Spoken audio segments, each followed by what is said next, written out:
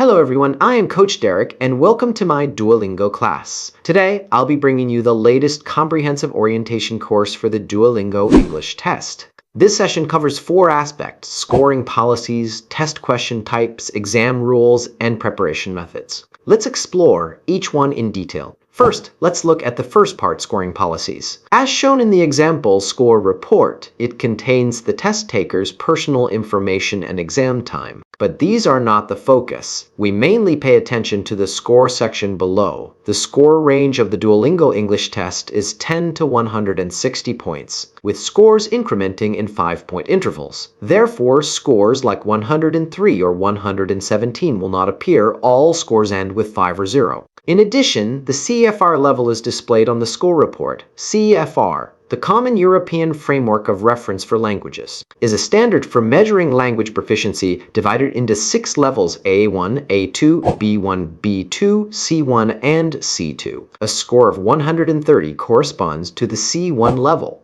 although schools do not use CEFR levels as admission requirements. They are crucial for word choice in speaking and writing, which we will elaborate on later. In addition to the total score, the score report also includes individual subscores and integrated subscores. Individual subscores form the basis of the scores, determining both the integrated subscores and the total score. The total score is the average of the 4 individual subscores: listening, speaking, reading, and writing, calculated by summing them up and dividing by 4. There are 4 types of integrated subscores: production, literacy, comprehension, and conversation. Each integrated subscore is the average of the sum of 2 individual subscores. For example, production is the sum of the individual subscores for speaking and writing divided by 2. It is particularly important to note that if you are taking the test for further education, be sure to check whether the school requires individual subscores or integrated subscores. Some schools only require the total score to meet a certain standard without any requirements for subscores. Some schools require each individual subscore to be no less than 100,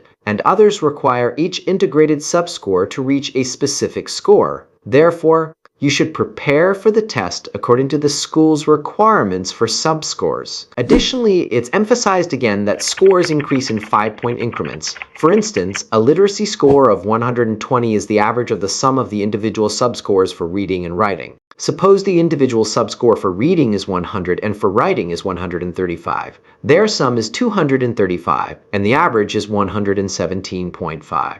which is rounded up to 120. Scores with 0.5 or non-multiples of 5 will not appear. Next, let's look at the score conversion between Duolingo IELTS and TOEFL. To reach an IELTS score of 6, the corresponding Duolingo score range is 105 to 115. Students switching from IELTS can determine their target Duolingo score based on their required IELTS score. There's also a detailed score conversion for TOEFL, and it's recommended that students switching from TOEFL save a screenshot or note down the conversion table. Returning to the CEFR levels, you don't need to delve into their specific definitions. Just know that it's an English proficiency standard. If your target score is 120, your vocabulary level needs to reach B2, and you must use at least B2 level vocabulary in speaking and writing, and possibly even C-level vocabulary to ensure you get 120. This is why we say that even if schools don't require CEFR levels, you should still understand them because we need to accumulate corresponding vocabulary based on these levels.